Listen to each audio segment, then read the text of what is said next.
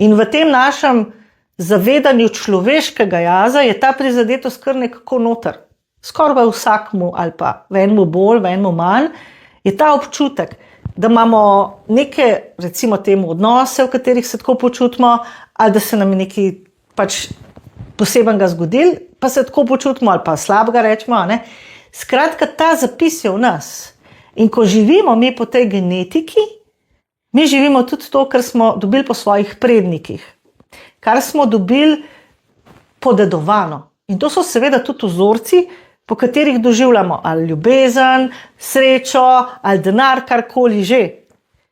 Seveda, vse to smo živeli zato, ker drugega nismo znali.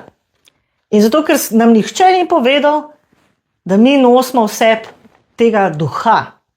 Da je ta duh v bistvu bistveno več kot tisto, kar smo se dokazovali, da bomo na nek način dosegli rezultate, da bomo imeli neko izobrazbo in podobno. Ne? Ta duh je enostavno tako, kot da bi rekla, da nosite del Boga v sebi. To je isto.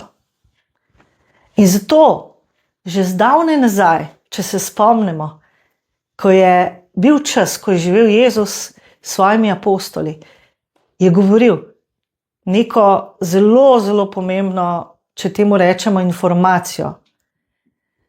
Moje kraljestvo ni od tega sveta.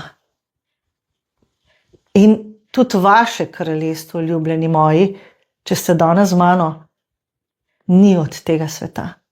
Kar pa z drugo besedo pomeni,